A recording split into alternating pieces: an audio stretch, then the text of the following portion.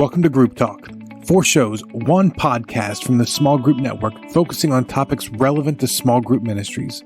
Whether you're in a church of 100 or 10,000, whether you're a volunteer or staff, we want to support, encourage, and equip you to lead well.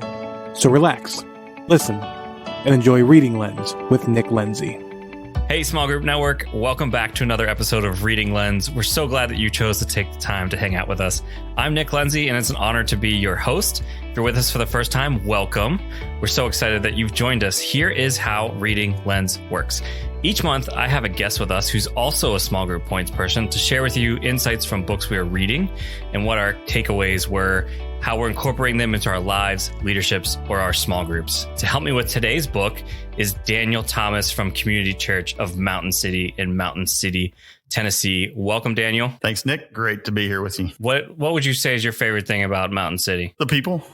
The people? Yeah. What part of Tennessee? We like to say we're the whole point of Tennessee. So if you look at the map, it's the very farthest northeast in Tennessee as you can get, the whole upper northeast corner where it just comes to a point. That's awesome. So you get to take advantage of then like North Carolina, Virginia, and Tennessee. Oh, absolutely. Yeah. That sounds like a great trifecta. Yeah. Daniel is a man of many hats. Daniel, how many hats would you say you own? I don't know. A few. Probably no more than anybody else in today's world. Yeah. All jokes aside, he really does a lot. He's an executive pastor at his church. He runs his own business. It's called No Better Coffee, which fuels me personally every day. And he's also our events director for the Small Group Network. So all the events that we have going on, this is the guy who is, the backbone to that. And maybe the hardest job of all of them is being a friend to me. Daniel's the guy I run to when I find myself in trouble, and I pray each of you find your Daniel wherever that may be. And I'm a little biased. I think you'll find that potentially a little bit easier if you get involved with Small Group Network. There seems to be someone out there that you really relate to that lasts beyond just the event that you go to. And I think I might be forgetting, his greatest roles, which is being an amazing father to his 2 kids, husband to his wife, Tia. Hi, Tia, who's probably listening in. Yeah, she listens to all of your podcasts, Nick. She really enjoys listening to you. Nice. Cool. So, Daniel, why don't you share with us, how'd you get involved with the Small Group Network? Yeah, man. So I guess back in 2008, when 2009, I began volunteering with groups at a church I was at. Guy that was mentoring me, he says, "Hey, we need you to learn from some other people." And, so he gave me an opportunity. I actually went out to Radicalis, which was a purpose-driven church conference back in 2010, probably, I believe. Okay. Which is where I met Steve. And one of the first things Steve had said, he said, "Hey, you need to be a part of this network and, connect with some other people in your region, in your area. You need to lead a huddle and to create space for other small group pastors." And I'm like, "What's a small group pastor?" And, because, I came from an environment where we really didn't have small groups previously, but the church I was at that point did. And so, yeah, that's kind of how I got connected with the network. Cool. True story. So I'm reading one of his books that he put out, one of the first books that someone gives me. And in his book, he talks about we all need mentors and we all need to learn from other people. And so I just text him because, Steve gives his number away at all the conferences, right? And so I texted him, just said, "Hey, this is Daniel from Tennessee. And, I just been praying about, hey, I'm looking for a mentor. Would you mentor me?" And I remember I was at my mother-in-law's house on a Tuesday evening and he texted me back and he just says, "No," in a polite way. And I'm like, I can't believe he just told me no, that he wouldn't mentor me. I've got to learn from somebody. So I was really naive and whatnot. But yeah, so that also said, well, I'll show him he's going to, whether he likes it or not. And so I just began, after I read that book, I read another book and I thought, well, he's already told me to be part of the network. So let's go figure out what that is. So I called up the regional leader and and that was a gym one up in Maryland, I believe, at the time, and launched a huddle. And so started the first huddle. And the first huddle was, like many of the small groups I started, just me and one guy that had to drive an hour and a half. And awesome. Oftentimes we just meet in the middle. And for like a year and a half, like that was my huddle, me and one other guy. Yeah. So that's kind of how I got involved with the network and just asking questions. And when someone says that's smarter than me says, "Here's what you need to do," you just go do it.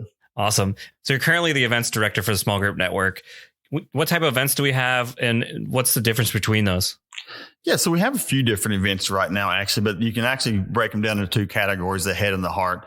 And our primary events, of course, is the lobby gathering, which is really more designed for the heart, because that's where relationships occur. That's where we hope and we pray that relationships form just like you and I. That's where we met at, and where this an amazing relationship stems from, actually.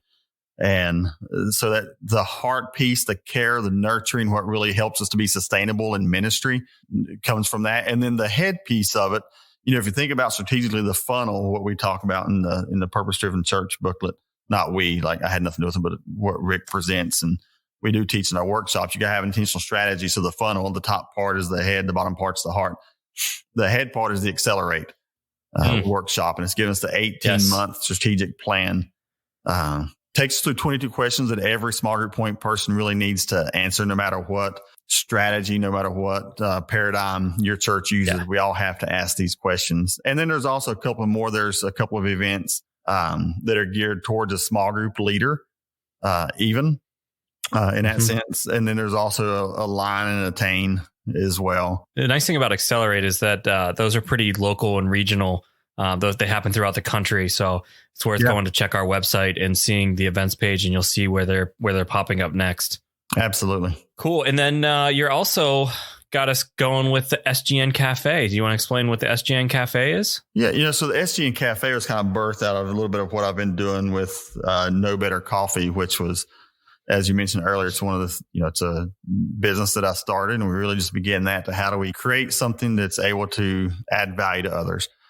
And so we've got that with the coffee, and then just been praying about, hey, how can we partner with the network? So developed a couple of blends. Derek actually called me up and said, hey, could we create a couple of blends for one of our conferences just to give as a gift to, maybe a host pastor or something. So I did that. And then we just kept brainstorming. So now what we're doing, actually, when you purchase, coffee from the SGN Cafe, we're putting that back into the network. And so today we scholarshiped to small group point people to the virtual lobby gathering. And, because, when someone purchased coffee, we just kind of sit that to the side and try to serve other small group point people. I'm a big fan of SGN Cafe. It's one of the things that fuels my morning every day, like I shared earlier. But recently over Christmas, we decided to do that as gifts for our leaders, and they were thrilled to get a bag of coffee, and we were able to put a nice message to go with it to really encourage them. That was really helpful. But I think what I really enjoyed too was that getting to communicate to them that, part of these proceeds are going to be going to help small group pastors develop better. And it's just the small group network is great at continuing to build this kingdom. And I love that, it's the volunteers and the people doing this part-time, and, those who are fortunate to get to do this full-time. The number of lives that they're impacting is huge. And so, just really appreciate everything with small group network. And it really is. And so, we do that because we recognize that there's so many people out there from different walks of life and different positions in life. Let me just put it that way. And so if we can just come alongside of any small group point person, maybe struggling a bit, how do we do that? And the great thing about the cafe is, just like for yourself with the coffee there, we was able to personalize that, brand it to you. And it still did the same thing, but it gave you and your leaders a great, personalized gift as well. So we like the flexibility of what we're able to add to that also. Cool. All right. Well, hey, let's get going here. Let's share with them with the book we picked for today. So if this is the first time you're joining me, one of the things I love to do on this podcast is have our guest choose the book. And like I shared earlier, Daniel and I have been friends for several years, and he actually brought this book up to me like 2 or 3 years ago and hasn't shut up about it since. And I've been a bad friend and didn't read it until about a week ago. So Daniel, what book did we choose? So we chose Creativity, Inc., Overcoming the Unforeseen Forces That Stand in the Way of True Inspiration.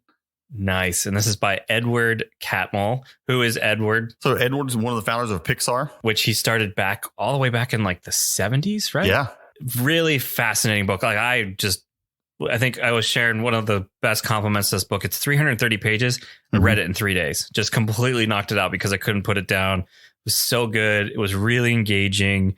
If you're a fan of Pixar, you get a nice little backside to the story. But I think one of the things that really surprised me about this book was I was expecting it to be extremely technical, and it had so much to do about managing relationships, Yeah. caring well for your people. And I totally expect it to be artsy and everything else that usually comes with Creativity Inc.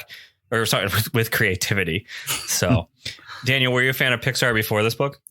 I really can't say that I was. I was familiar with some of their movies, of course. My son at that time when, Finding Nemo came out, my wife and I had that memorized because that's like on autoplay 24/7 around the house. So I was familiar with them, but I can't say that I was a true fan. So I was 10 when Toy Story came out, and I remember seeing Toy Story in the theater and just being blown away by it. Yeah. So I've been a fan very early on, and then naturally you're 10, you have this trust for Disney, and Pixar, and so that just continued to grow. And now I'm in a new era with that, with my son and getting to watch these. I'm completely spoiled now with Disney Plus. I don't know if this kid realizes that, I think what's great is that my son isn't someone who's we have to watch Cars every single day. Mm-hmm. He actually goes through them all, which has been nice. Oh, wow. I would say I'm a Ratatouille guy. I think that's one of my favorites. Inside Out is another one. And then Monsters Inc. has a piece of my heart as well. Yeah. Yeah. But, I think Monsters Inc. was great. Of course, Cars, I'd say outside of Finding Nemo, Cars was probably our second favorite. But now, my daughter came to me the other day and she's like, "Hey, Daddy, I want to watch Soul." And Soul was so good. So yeah, it's probably next on our list. Do it. Of the Pixar greats. So, it's right in the title, right? Creativity Inc. Yeah. How would you say the author defines creativity? Well, that's the thing, right? He really doesn't, in a sense. And now he kind of fleshes that out for us, if you will. But, one of the reasons I picked the book to read, even just for myself personally, is I'm not a creative person. I would say that. Because like yourself, as you said, a lot of people define creativity about artsy, and I am not artsy whatsoever. Nothing about me screams that.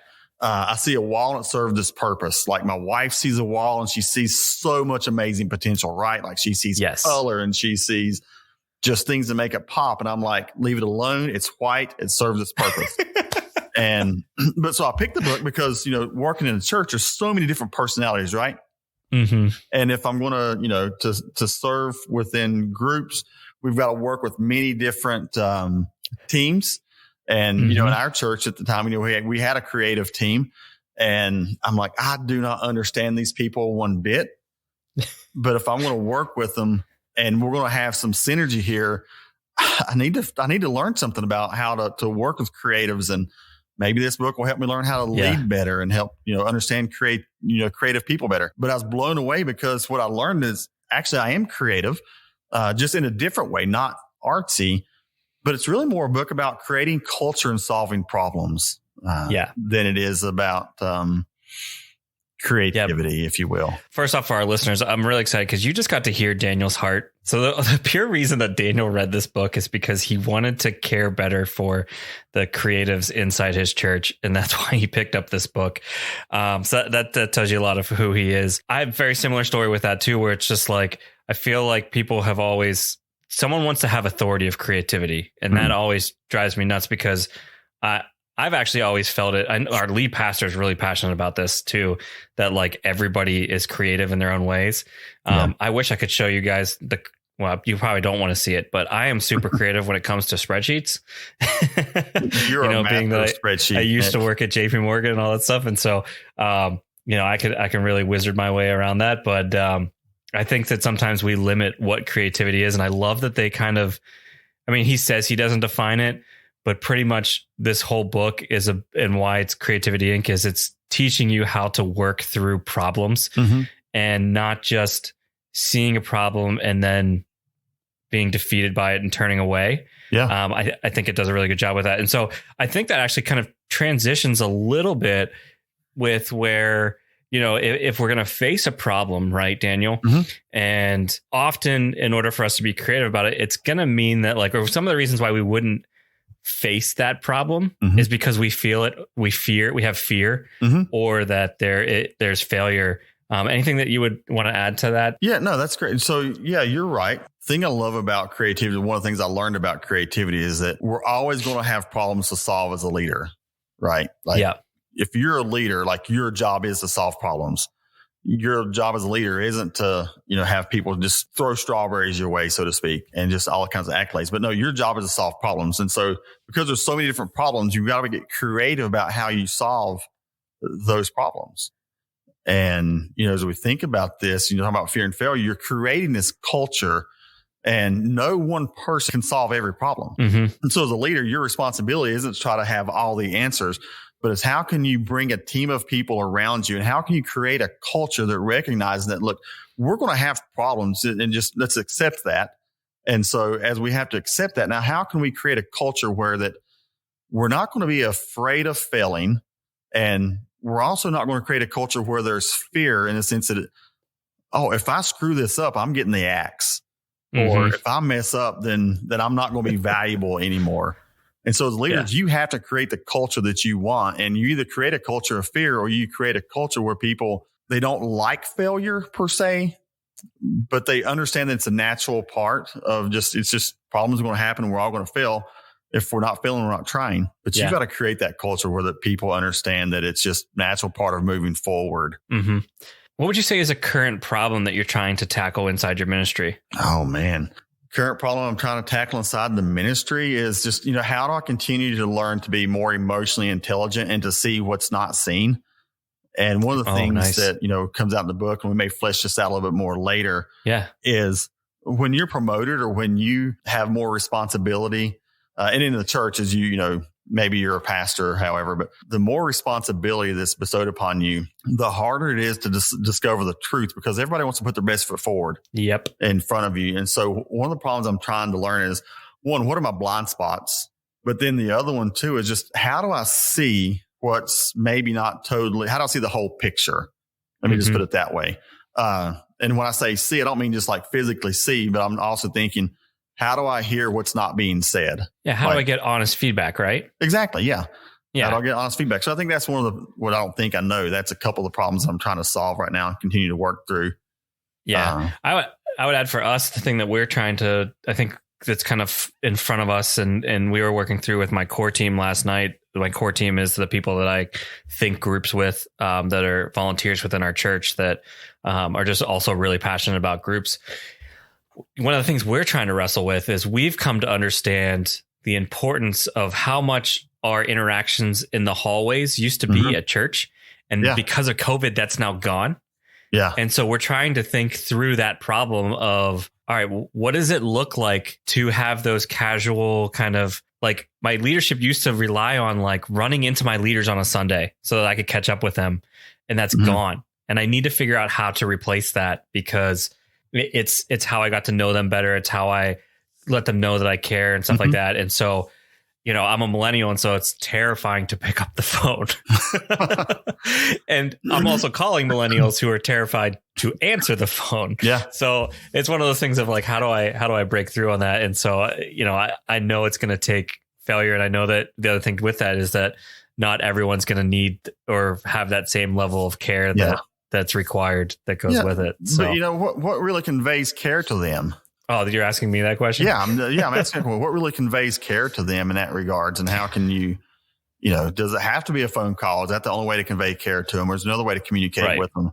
Yeah, I think that also like comes back to like when they're onboarding, like figuring out ways to like, if you can figure out what their love languages are early on. Yeah. One of my leaders just sent me a handwritten note, and I just, it means so much to me. This is like the best gift that they could have given me. Yeah. And I'm just so thankful for that. And so I'm sure there's others where like, man, all I probably need to do is send them a handwritten note. And there's others that like sending them that coffee gift card, or sending them, that gift, or doing something for them, knowing that like, man, they just had a kid. I should really send a meal over to them just to give them a night off and to things like that. So, that's great. But hey, there's a great quote in the book, actually, where he says, trusting others doesn't mean they won't make mistakes. It means that if they do, or even if you do, you trust that they will act to help solve it. Fear can be created quickly. Trust can't. Leaders must demonstrate their trustworthiness over time through their actions. And the best way to do that is by responding well to failure. And so I think, one of the things I have learned is that how I respond to failure repeatedly, man, that says way more than my words ever could. How I make people feel, the feedback that I give them, how I give feedback. And when it comes to addressing failure, it's always important, I believe, that we make them feel like they're the most important thing, not the task or not the job of what we're trying to create or what we're trying to do. And so how we do that as a leader, the culture, again, it comes back to culture, the culture we create as leaders, it's our responsibility to do that. And, we just can't expect people to trust us just because we're the perceived leader or the pastor or the small group point person, whatever it may be. We have to create that. And, he says also, you got to be patient and authentic and consistent. Mm-hmm. So I think that's something that I've seen modeled for me well. I've mentioned, Bill Edmonds has been my mentor, at the church I was previously at where, he's just showed a lot of grace to me. He would, when I was learning to do some of the trainings, discipleship pathways that we were developing, he would always give me really good feedback. And he always made me feel like my development was more important than the thing we were creating or the job of the church per se. Yeah. Now, he always held discipleship and training in our class 101, 201, 304. And he always held that in high value, right? But he never made me feel as though that was more important than me. And so that's your job as a leader. That's my job as a leader, to create that space.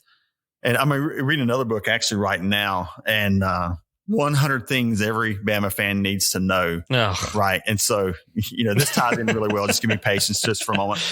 Yeah. Listen, the show that comes on next on Group Talk is the college football one where they talk college football. But go ahead. Okay.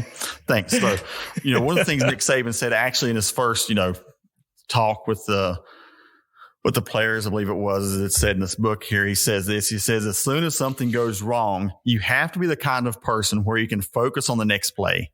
Mm-hmm. I think that's something we can continue to improve on and have more players on the team be able to do that on a consistent basis, because that's what's helped you win. So what he's saying there is like, as a player and as a team, there's two perspectives of this, right? So as a player, you jump off sides, you do, false start, you fumble the ball, whatever.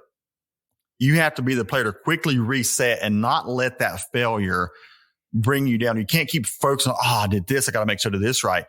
And so you got to be able to reset really quick and think about, I just messed that up, but here's what I'm getting ready to do now. And I got to execute the fundamentals right now. But the other part is as a teammate, you can't hold the team members, you can't keep that over their head, so to speak.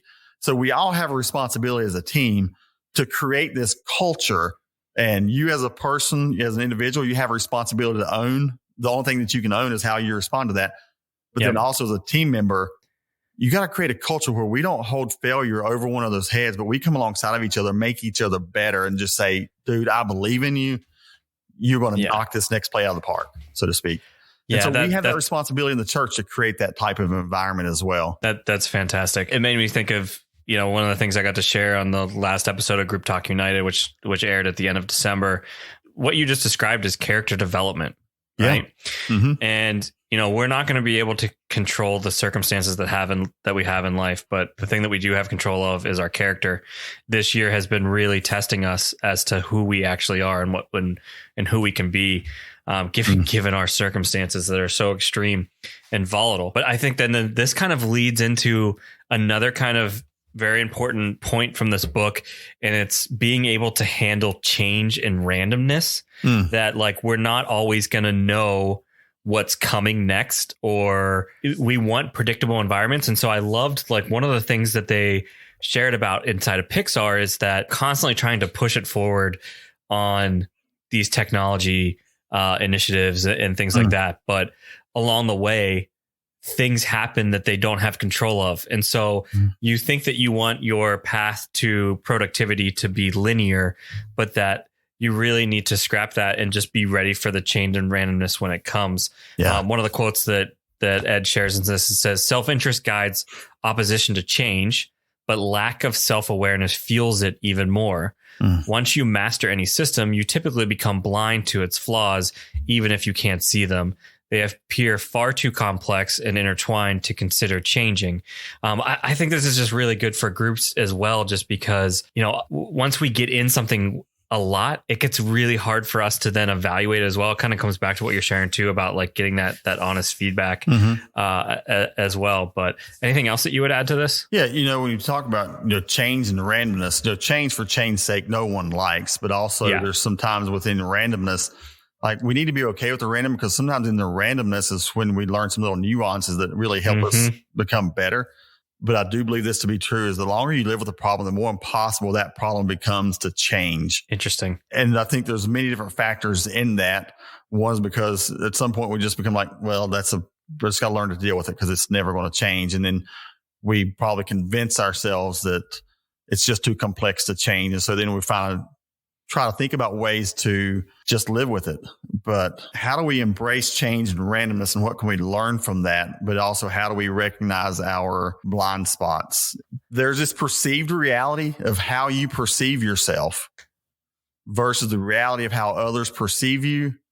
The gap between the two of how you perceive yourself versus how they actually perceive you, that's your blind spot. Yeah. And so as a leader, you have the responsibility to discover your blind spot. And, it's just like, I've recognized like that's an area. So I've got to be able to ask feedback from other people around me.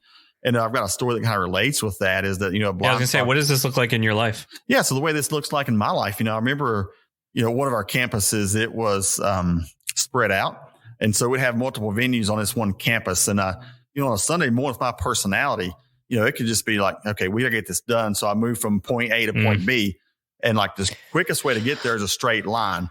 And so you could just walk through what we call the mall area where people gathered. And there could be hundreds of people out there in that mall area. And I could just be focused on getting from point A to point B. And with nothing but blinders on, just walk straight and as quick as I can. And actually a group member came up one day, and, we were just chatting, and, it's actually the first chance I got to talk with this guy. And I'm like, dude, how have we not met before?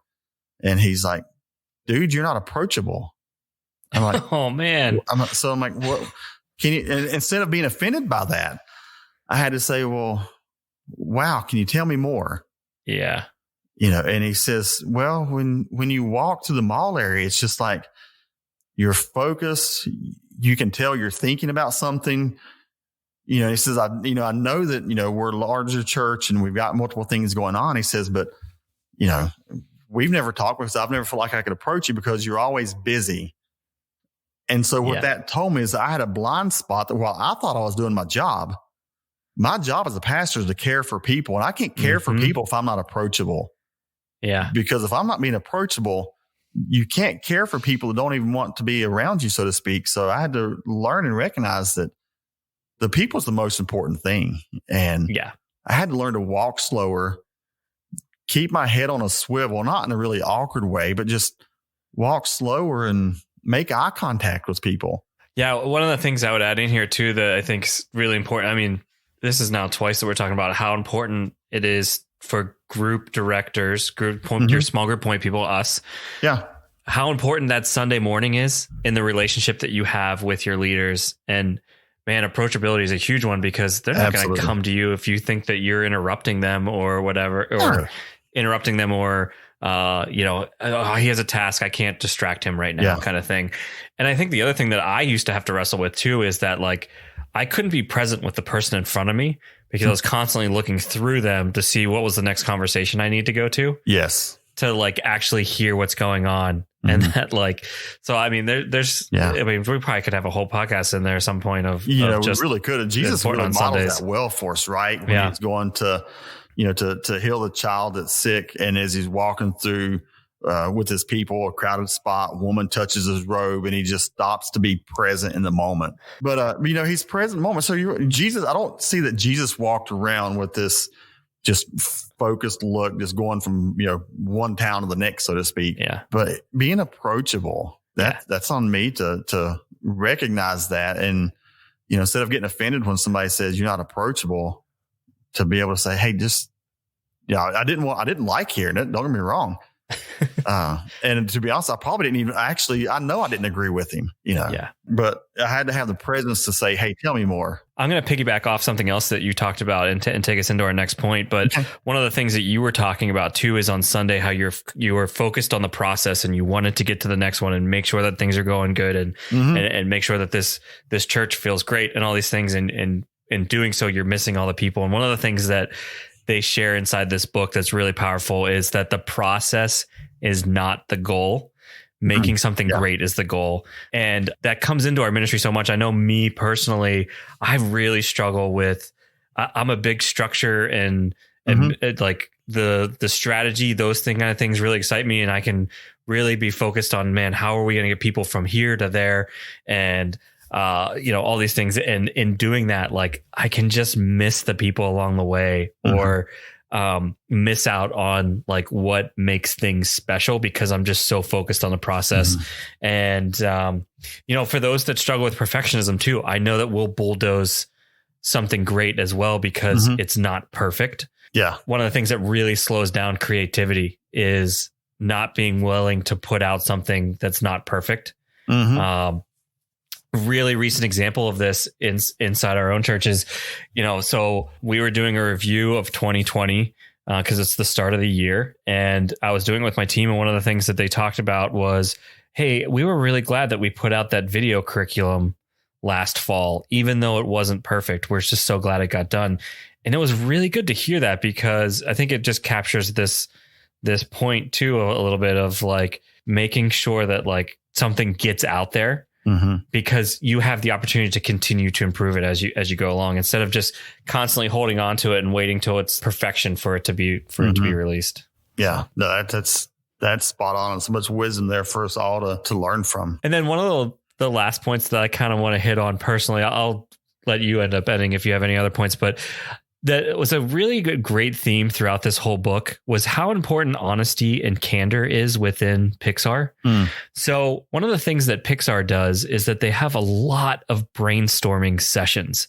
And one of the reasons that they work so well is the honesty and candor. And I also loved in the back of the book, he has like all these like proverbs that are pretty much back here. There was one that said, if there's more truth in the hallways than in the meetings, you have a problem. And man, did that like scream out to me of like, I think I've been that hallway talker sometimes where it's just like, I'm not bringing out inside of a meeting the things that I'm actually feeling, and being honest and candid. And not just mean that we rip people down, but like, I think one of the things it talks about too, the difference between criticism and constructive criticism is the ability to inspire others through what we're doing. That wasn't great. So let me actually just read the quote from that section. And so this is from Andrew Stanton, who is the director of Finding Nemo. He's one of the early founding. He was a part of Toy Story and that too. So he's a real critical part. But he says the difference between criticism and constructive criticism, with the latter, you're constructing at the same time that you're criticizing. You're building as you're breaking down, making new pieces work without the stuff you've just ripped apart. And that is an art form in itself.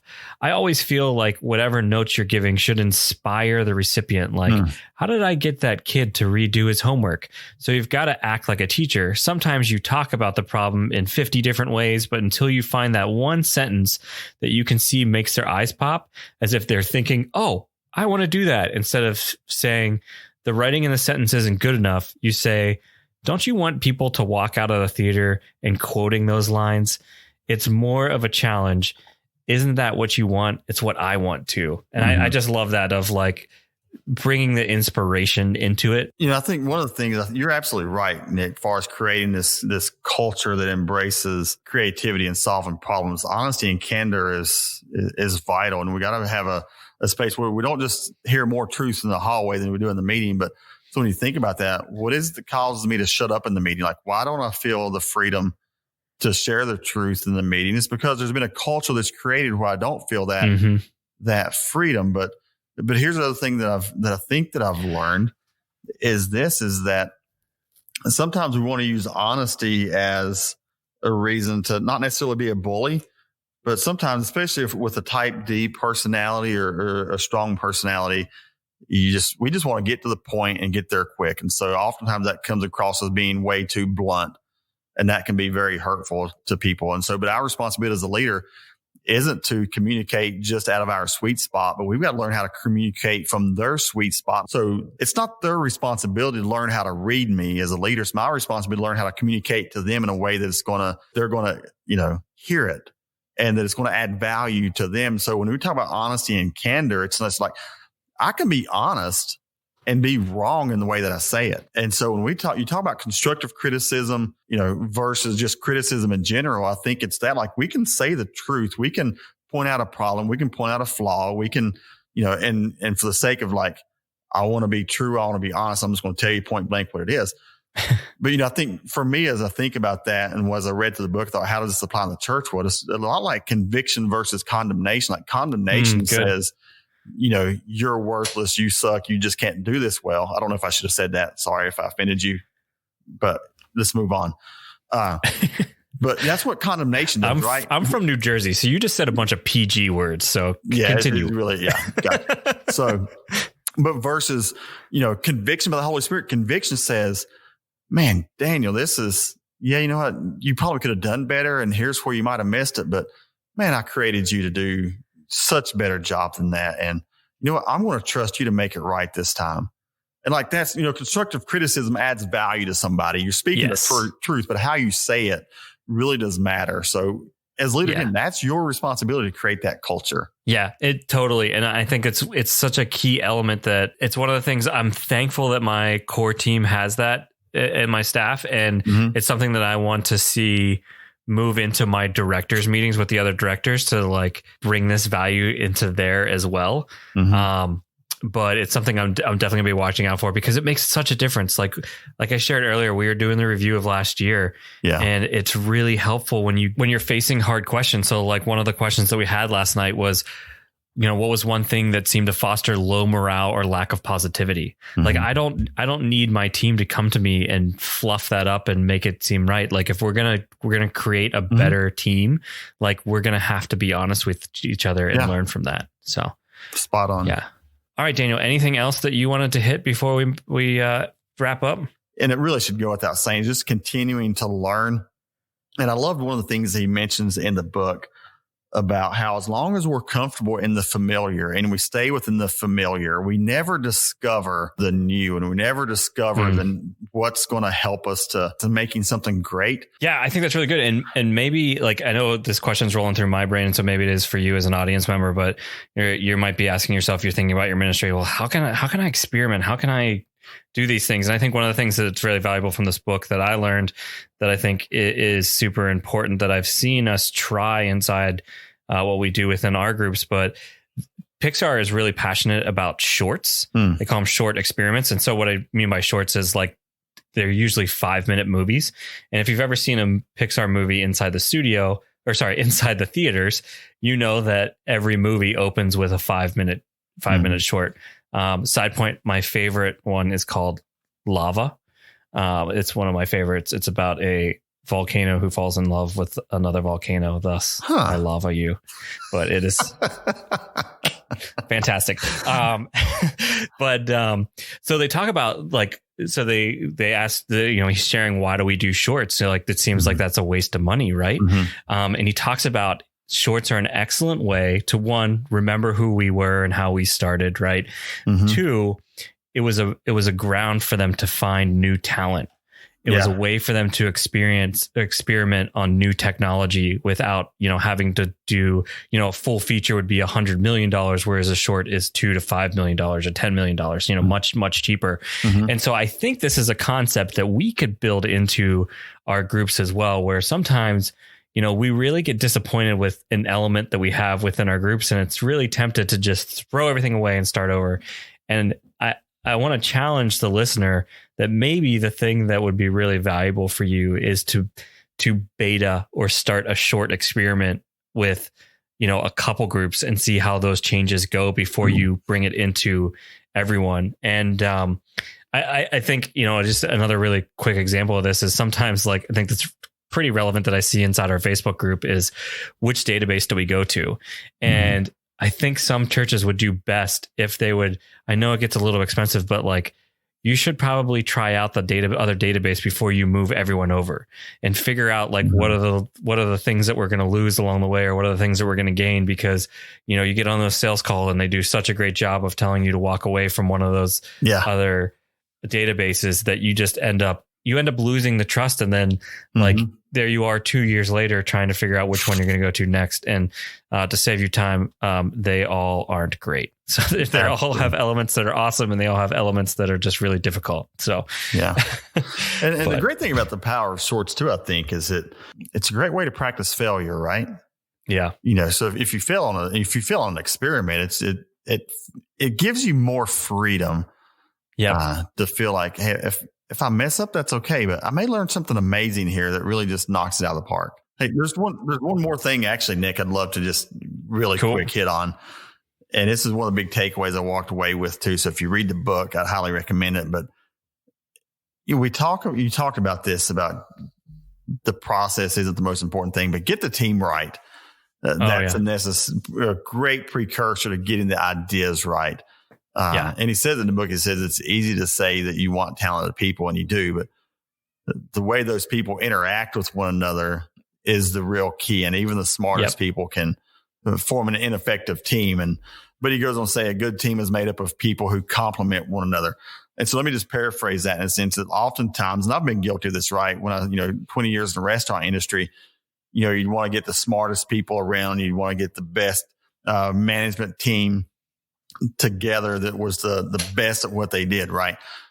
But having the smartest people around on the team doesn't make the best team, but how do they actually complement one another? You can have a lot of intelligent people, the smartest people in the room, so to speak. And if they don't complement each other, if they don't work well together as a team, focus on getting the team right.